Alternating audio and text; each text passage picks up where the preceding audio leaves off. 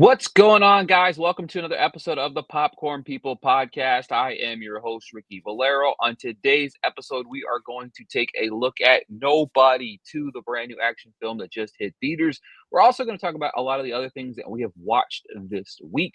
As always, I am joined by my partner here, Dom Fisher. How are you? What's popping, Colonels? Man, another weekend down. We're closer to the end of the year. It's just going by quick, bro. Like I don't know what it is about like that feeling of once you pass 30, the days just fly by. Like I can watch 5 movies in a day, and my day feels fulfilled. It doesn't feel like it's gone by too quick. But then I do anything else, and or just go to work, and I wake up and it's 3 months later and older, and like, where the fuck is the time going, man? I don't know. Yeah, I don't even know how to feel anymore. Like I just feel old. You know what I mean? I'm just feeling older and yeah, it's just I don't know. You know what I mean? Like, I can't believe we're in the middle of August. Like, one minute we're, doing our thing and everything's copacetic, and then the next thing you know, you're like already in the middle of August, and it's like we're this, and like now we're getting ready to be upon our biggest season of, Yeah. the biggest season for us. You know what I mean? Like that to me is like the most important aspect of this thing is like we're in August. We got a film festival coming up. We've got this coming up. We've got more film festivals coming up. We've got this coming up. We got this coming up. And it's just like one thing after another because this is by far our busiest time of the year and it's not even remotely close. You know what I mean? Yeah. So yeah, it's gonna be crazy. It's gonna be wild and I don't even Yeah, this is the yeah. time. This is the time where friends of film critics or television critics don't ask us to watch nothing. All right. If you're one of our friends, you're like, oh man, did you see that one show? That I ain't got time. I'm sorry. I'm gonna have to watch 10 movies in 3 days at some point. I'm sorry. I'm gonna have to watch that show that you want me to watch in January, February, if I have time. Yeah, I mean, and that's the big thing is especially closing out the end of the year with Critics' Choice. I mean, that's we're both part of Critics' Choice, and yeah, that aspect of Critics' Choice, the award show is going to be a tighter window this year because the awards is the first award show of the year. So that means that our ballots and stuff are going to have to be in sooner this year, and that to me, November really don't even talk to us during Thanksgiving. You know what I mean? Like, Yeah. What but football yeah, game? No, this is a yeah, football movie. yeah, exactly. That's where things will get interesting because Yeah. there's a lot of good things coming out. You know what I mean? A lot of good things coming out, like and it's going to be interesting to see how it goes. But this week we had a screener this week. Applause for all of that. But Surprise, surprise. but we had a screener this week for the sequel of Nobody 2. And before you give us a synopsis stuff, I really didn't like have any expectations going into the movie just based on the fact that I I thought the first one was fine. I just didn't feel like it warranted a sequel. What about you? Yeah, I mean, first off, I think nobody came out of nowhere, right? I mean, it was during all the COVID stuff. No one was really looking for this. I mean, Better Call Saul was kind of at its high, it was real popular at the time. So when you see Bob Odenkirk as an action star, at first you're kind of like, huh? And then, most of us watched this movie at home. So it was like you wanted to give it a fair shake, but the world was what it was. So it was a good break. But yeah, I definitely was like, I mean, I see that it's open ended to where there could be a sequel, but I never expected it to happen. But apparently, this film or the first film was a lot more popular than I understood. Yes. Like that was one big thing to realize of um that when you're looking at like it made some good money. You know what I mean? Like Yeah, it made some yeah, real good money and I was kind of surprised by that as well. So Um, yeah, I didn't kind of expect that aspect of things either. But yeah, let's talk Nobody 2, Dom. Oh shit! I almost lost it. All right, workaholic assassin Hutch Mansell takes his family on a much-needed vacation to the small tourist town of Plummerville. However, he soon finds himself in the crosshairs of a corrupt theme park operator, a shady sheriff, and a bloodthirsty crime boss. Now, I think initially when our screening was over, the first thing in my mind was this film when you compare it to the first film, it feels like its own vacation from the action franchise, the action genre, should I say. And I mean that in the sense that this movie, the original Nobody was compared to like John Wick. It's in that same kind of vein. And it's gritty, it was dark, it's very serious because it's very serious things happening. And this one decided to go another route and not take itself as seriously. It happens mostly in the daytime, and it works, right? It we're able to have this kind of layer of comedy that with music and with these kind of somewhat cheesier lines from time to time that kind of fit within the action genre that I didn't expect. Or first off, I didn't know what to expect. I mean, I expected to be like, oh, he's on vacation and he stumbles upon something, and it's kind of like that in a way because I did like in my review say that once you get into it, it does somewhat become predictable, but most action films are to some degree, and that's not necessarily a bad thing because what do we come for? We come for kicking ass and taking names, and that is definitely what happens. They are finding new ways still to have fun and creative fight scenes, and I think that's where this movie succeeds is because they aren't your run of the mill action sequences. The fighting is very much like grounded. It's in once it's in the daylight. You can't fake this choreography that like you want to. You have to have this you have to have Bob doing work. You have to have the fight choreography well planned out for it to look as crisp and realistic as it does. I really enjoyed. Oh, and by the way, I mean, it has Sharon Stone, of course, Bob Odenkirk. We have Con Nielsen. We have Colin Hanks. And shout out to Colin Hanks because I hadn't seen him in a minute in anything real big, and him playing this kind of asshole really worked for me, man. Especially because we're used to him being a nice guy. So this really worked. Now, my only beef with it was now like I said, it does take a little vacation from what we're used to, but Sharon Stone's character was just a little bit too extra for me. Her line delivery sometimes I thought was very cringy. It was, they wanted to make her this sadistic girl crime boss. And it worked at first because her entrance into this movie, fire entrance.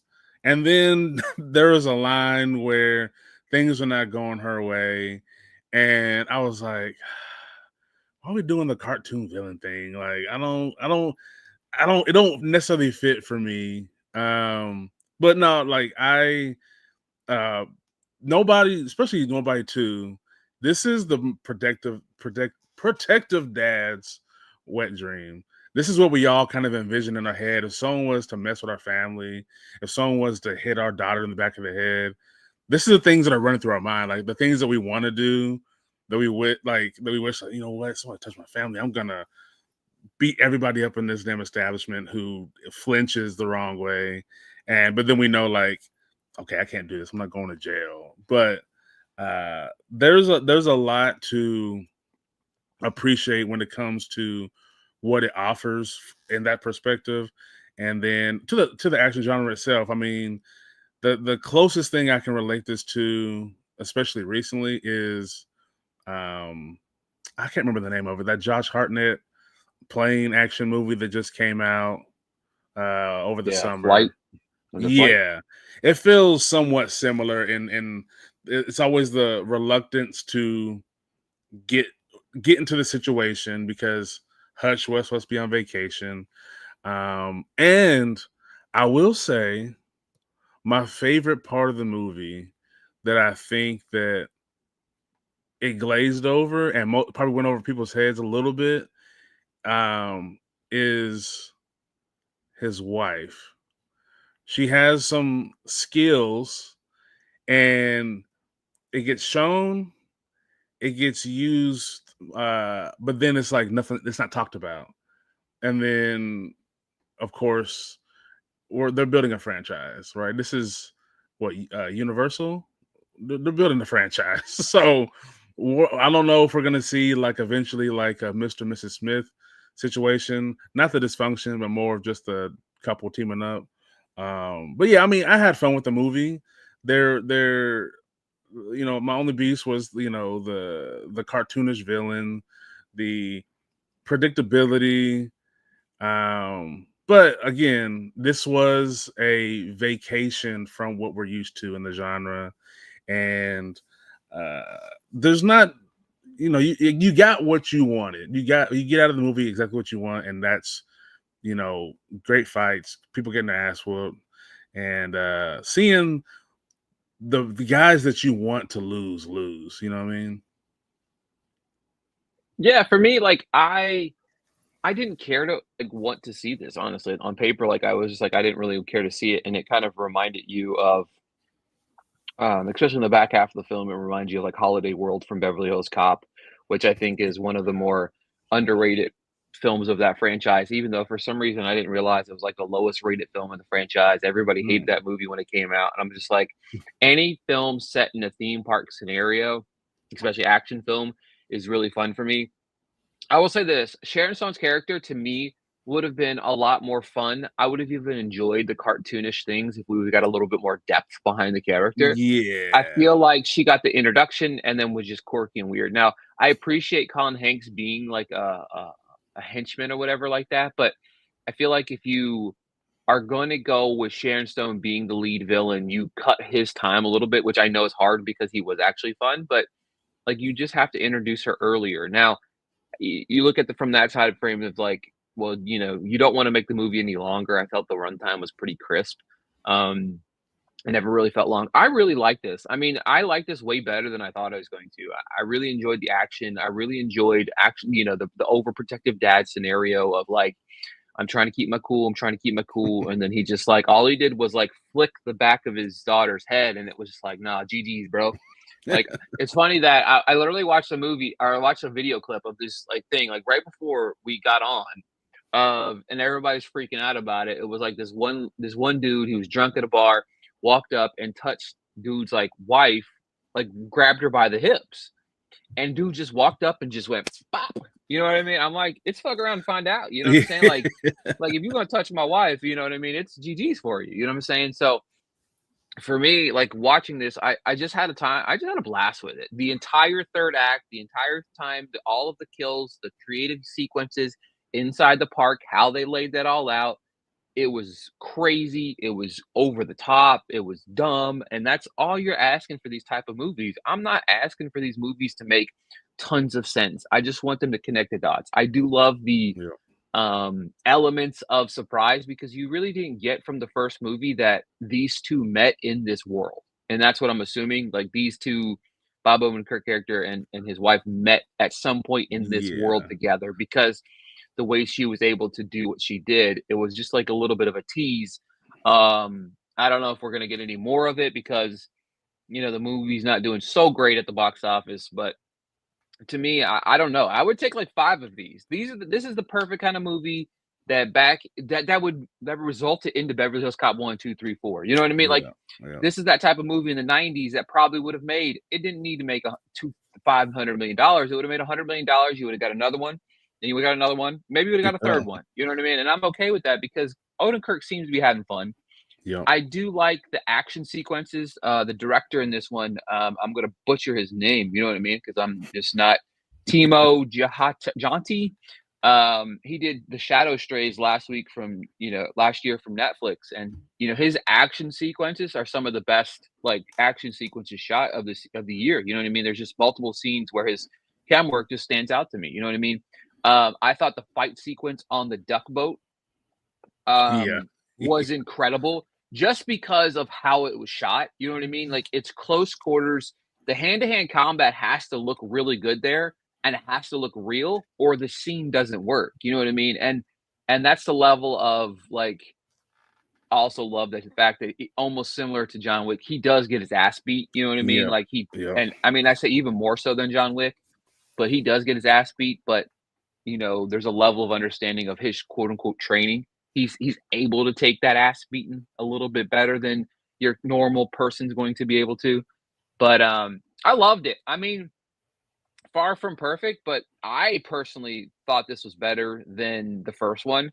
And I just feel like Odenkirk's having the time of his life. I like Timo's direction was fantastic, and I just feel like it's not is it an original film? Not technically, I mean, it's a sequel, but these type of original films need to be seen on the screen because we're seeing redundancies each and every year of movies that are getting checked out on the box office, and it's always the top 10 movies of the year. They're always the same movies over and over again. It's the Yeah. same retreads and stuff like that, but people don't show up for movies like this and then wonder why movies like this don't thrive. You know what I'm saying? It's because you're not showing up to them. You're waiting to see the movie Streaming. on streaming, you know what I mean? So, and that's why so many movies are relegated to the streaming aspect of things. But I don't know. I really enjoyed it. I thought it was a lot of fun. So I mean, and I can't be mad at what it attempted to do here and what it was going for. So yeah, I really enjoyed Yeah. myself. Yeah. I think what you said too with the direction. Now that you said that, I feel like it does feel akin to like some of the movies from like, the action movies of the 80s, early 90s, and the fact that we didn't need so much backstory to understand what was going on. So you get into conflict really quick and know what's going on to that you only get to the when you get to the action sequences that you want to get. Like you understand like um okay, he this is going on in the grand scheme of things. He owes some money Yeah. from the first film. And Yep. then he's like, okay, my family's got some shit going on. I vacation. Shit happens at the vacation. Now I gotta figure this out, how to solve this. So it does move very crisply and it you feel like you got an entire story. You didn't feel like anything was missing. You're like, oh, okay, it made sense. And then you go, oh, we're probably gonna get another one. And you don't feel I think this is the hard thing. Like some movies, that you're gonna get a sequel, and you're like, I mean, I guess they're gonna make another one. And then so you're like, oh, they're gonna make another one. Right? Because it left it open ended without saying we're gonna continue this story in the next one. You just know that the overarching narrative is going to somewhat be continue, which is he owes money. Other than that, you don't know what's going to happen. It could be it could be fucking, they're going on a fucking Parisian vacation and then something happens, or they're out in the middle of the woods and something happens. Yeah, and I think too because of the gap of when the first one and this one came out, I forgot about RZA being his brother, and I was like, "Oh shit, I fucking forgot." So that's fun. And I think the only person that I don't want to say he was underutilized because he is an older gentleman, and I don't know all the things he can do. But I love Christopher Lloyd, and I kind of wanted a little bit more of like him serving up jokes or something. But since the family is uh together. Maybe have a bigger role to play in a third one. Yeah, I'm curious to see what they might do because I think because the way this one plays out, you can play with titles, and at some point it's going to be called Nobody to Somebody, or it's going to be called something like that. You know what I mean? I just kind of foresee his character not being in the shadows anymore because he makes too much noise wherever he goes. Yeah, I totally agree. All right, what have you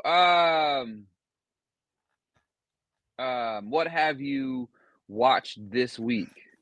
Uh, okay. First off, I gotta, and I think I probably don't say this often, but shout out to the boomers, the Gen X.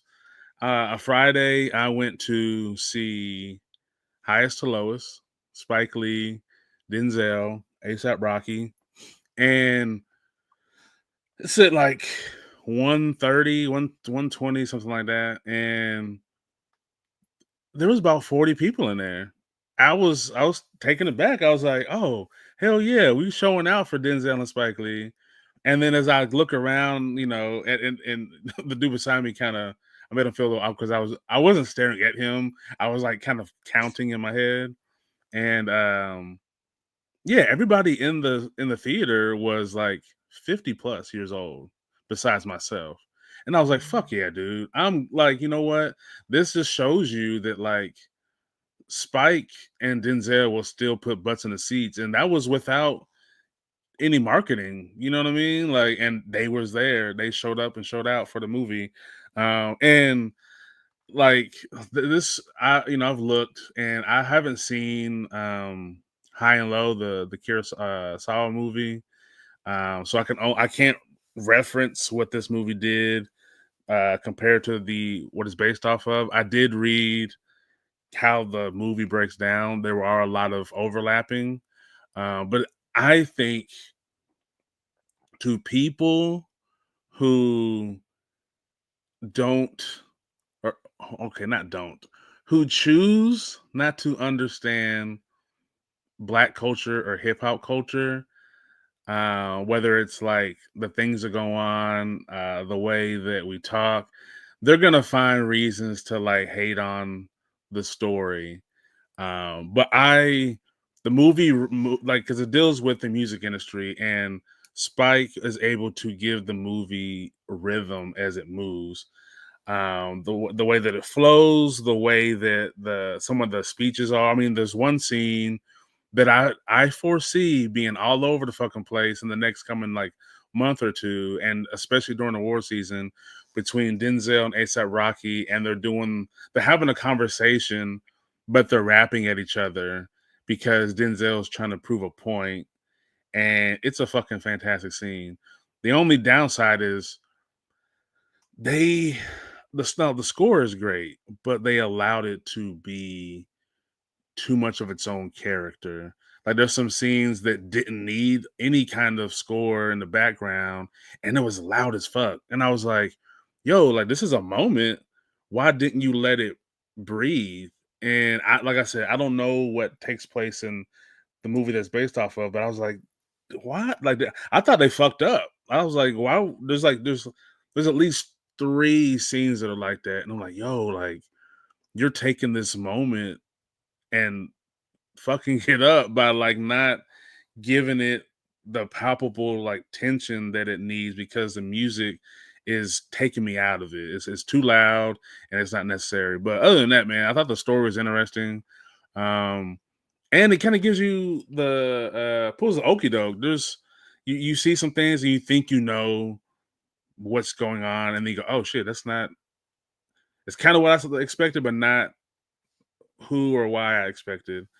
And then, of course, yesterday I went to watch the 35th anniversary of the Teenage Mutant Ninja Turtles, a movie that, since we're younger, man, we never got a chance to see it in theater. So it's a movie that my mom probably hates because as a child she got me the VHS tape, and I watched it probably every day for like a year. And watching it on the big screen, dude, I feel like a kid, dude. I'm like, my wife and my son are with me, and I'm like reciting the lines and cheesing and shit. I know my son was annoyed because he was low key like, bro, I don't care. But dude, it still holds up. It's still, I put this movie in the superhero realm, and it's still one of the better ones. The way they were able to, the practical suits, I still think look better. 35 years ago. That's what I'm saying. Of course the animatronics are a little off, but it was, it came out in the 90s. I'm sure it was made in like 88, 89, because I'm sure it took a long ass time to make. Dude, it looked great. The colors are more vibrant on, since they remastered it. And it still holds up. It's still fun. There's some lines that I didn't catch, and I was like, oh shit, that's really funny. I think there's a line where they're making fun of Casey, and they're like, "Oh, you're claustrophobic," and he's like, "I don't even like guys," and I was like, "I didn't catch that as a kid." So yeah, dude, it's still a fun time, and I think it's still in theaters till the 21st. So if you need that nostalgic itch, go I'm check a it out. I'm gonna rant on that motherfucker for a minute though. Hold on one second here. First off, I really wanted to go see it, okay? But $18 a ticket is absurd. I Like, you know, can't use your Regal pass for that. Like, I understand it's like a Fathom Events thing, but the fact that I'm paying $30 a month for a freaking subscription to your movie theater and there's certain things I can't go watch. If I want to go watch WrestleMania, I shouldn't have to pay 30 extra dollars to go see. right? Want to watch, I think there would be nothing cooler than like checking out the UFC fights or something like that on the big screen, or a WrestleMania. That would be very fun, but I'm not spending the extra 25. Like, I was so excited because I really wanted to see the Teenage Mutant Ninja Turtle 35th anniversary, and I was just like, I'm not paying $18 a ticket to go see this damn movie when I got it at the crib. And honestly, I have the Blu-ray version, which is a little bit of a remastered version. I'll watch it at Yeah. my house for FREE. But it's like, it's crazy to me that it does not include it. And on top of that, how are you gonna have a movie that's 35 years old at $18 a ticket? And Like, not get anything included with it. You would think that you get a ticket, you get a popcorn, T-shirt, yeah, a snack thing, like a snack anything. tray, something. Right. Yeah, it definitely should include some kind of Yeah, I amenities mean, I was come with literally it. looking at, because it's like, and there's the only specific showtime, so that obviously makes Yeah, things a little bit more difficult. But I mean, at the local theater, so I can imagine if at my theater right down the street, it's $18 to go see the damn movie. You can only imagine what it is. Yeah, 18, a Fathom general admission, $16 plus $2 booking fee, like $18 a ticket. You know what I mean? If I want to take my daughter to see, because like there was back in the day over here at Antioch, they used to have the theater, the little AMC theater over there. They used to show old school movies there all the time hmm for like $2. yeah, yeah, So yeah, like I yeah. remember seeing Jingle All the Way on the big screen. I was like, Right, that was cool as hell to see, like bring my daughter to go see Jingle All the Way on the big screen. Like, I think it's one of the greatest Christmas movies of all right. time. You know what I mean?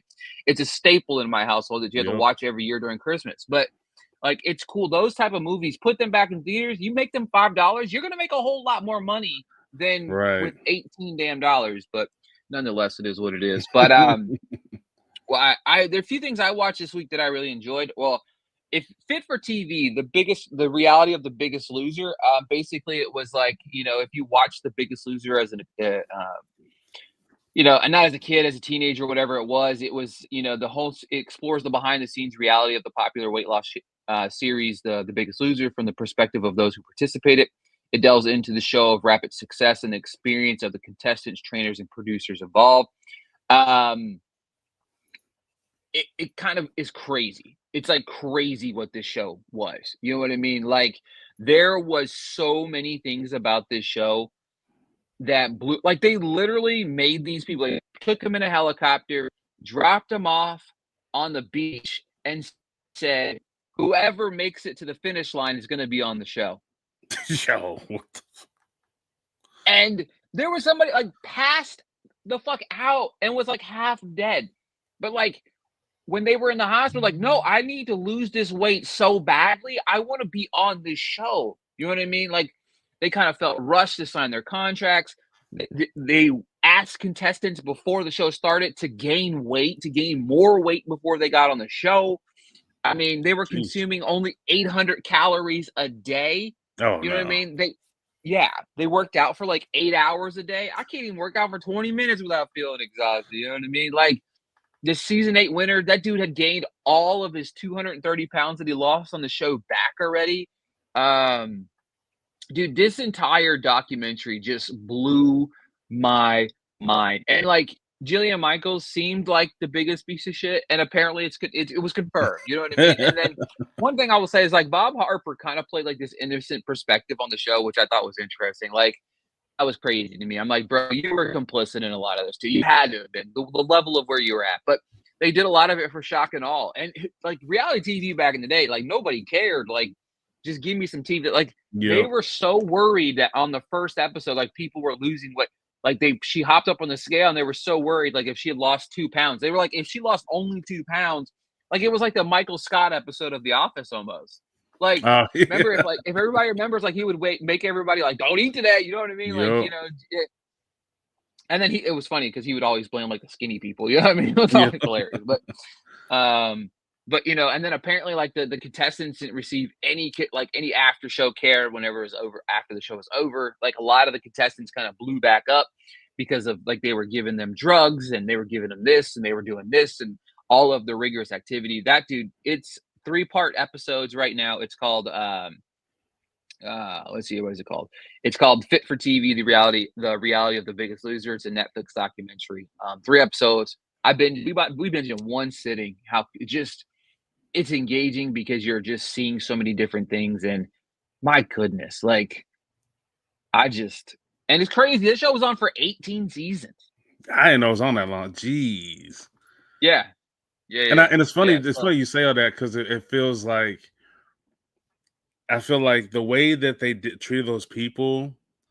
Also, when you see people talk online about like, oh no, you can't. Especially someone like Jillian Michaels, we go, oh no, that's if you do this, you're gonna yo-yo diet. Yeah, you would know from firsthand experience, huh? Because you had this shit doing to these people, and it's almost like you're studying shit that you want to be able to sell to people later on. So you're testing it on these people like they're guinea pigs, and then fucking turn around and say, "Oh yeah, do it like this." How you know? Oh, because you were like almost killing people. Okay, like that's nuts. That's fucking nuts. Yeah. And then I know you are like me, a big stand-up comedy guy. Jim Jeffries' latest special, Two Limbs Policy, dropped on Netflix. It's incredible. First off, he opened the special talking about Johnny Cash and how overrated he is, which I'm sure is going to piss off a lot of people. But he makes such strong points about it because he's like, name me a Johnny Cash album. He's like, you can't name me a Johnny Cash. He's like, name me a bunch of songs. These things you can't. You had the same 4 songs. He's like, his biggest concert ever was singing in front of a bunch of prisoners. You know what I mean? Like, and he made a joke or something along the lines like he said his best concert was in front of a bunch of people that would rather listen to him sing than get fucked in the ass in their jail cell. I was like, yeah. But dude, it's hilarious. He has a whole bit about the LGBTQ plus community that's not anti it. It's very funny and how he dissects certain LGBTQ plus, because there's a whole bit about the plus aspect of things. But he has a whole bit about that that's pretty funny. Like it's a crisp hour from Jeffries. He to me is kind of hit and miss. You know what I mean? Like he's sometimes hit and miss, but this might be one of my favorite specials of his. I really enjoyed it, but he's funny, dude. He can be funny. Let's see here. I watched Borderline. It was I started watching it last night. It was real late though, and I fell asleep. It's not bad. Like it's not great, but I just feel like Ray Nichols, like he's born to play like a mad crazy man. You know I didn't what I mean? realize that was Jack Nicholson's son. Oh, I didn't pay attention to that either. I didn't I saw. I kept like, man, this dude is in a lot of different horror stuff. Like I keep seeing his face because he's a very distinct face, and I was like, who's this guy? I looked him up, and then I was like, oh, Jack That makes Nicholson's plenty of son. sense. I Okay, remember because him from Smile too. yeah, and he was in another horror movie I saw not too recently. Um, yeah, Pops is Yeah. OG, and siblings are actors as well. So Yeah, I didn't realize it. I enjoyed it. I felt like he played a pretty good twisted guy in that. And Samara Weaving, I mean, she's just clutching everything she does, man. Like, yeah, yeah, she's pretty. She's yeah. I think like when it comes down to it, there's only a handful of actresses that have transcended the thriller horror genre, and you gotta put some respect on her name. Like, she's been killing it over the past like decade, and I really love, like, with her. I think you can kind of put Jenna Ortega in that boat, Melissa in that boat, where they're like, it's perfectly okay to make a career, or at least a big chunk of your career, doing horror movies, because as the more we've seen actors and actresses in these interviews, that's where you can be truly creative and really say things that you normally couldn't get away with in your drama films. So I'm really liking that, like, these A-list actors are like, no, I'll do this slasher, I'll do this thriller. Fuck yeah, do it. Like, come to the dark side. yeah, I agree. I agree with you 100%. It just opens the door for a lot of different things. About to pull up. Um, let's see here. This week is was it the 22nd? Yeah. So we got Eden, Honey, Don't, and Relay hitting theaters this week. I probably won't watch any I of don't know those. what Honey Don't is about, but I know it's got Margaret Qualley, so I'm interested, because Yeah, she's become one of my favorites over the past couple of years. yeah, I agree with you. She has become a really good, staple to bring to the table. It's one of those things where it's like it's that time of the year where like even like you're picky and choosy about the Yeah. movies that you almost want to see in theaters, and right now it's just like one of those things where I'm like I really don't have to, I really don't have to see anything. You know what I mean? Like Yeah. it's I don't know. Is It's Eden is crazy. Eden the one with Vanessa Kirby? Yeah, I think no, is it? Hang on. I think that's almost like a lot of people in that one, right? Yeah, I think so.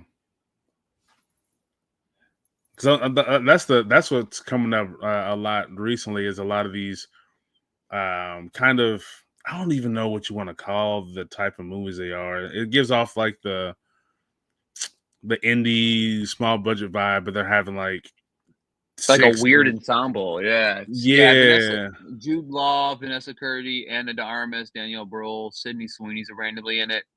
But yeah, I don't really.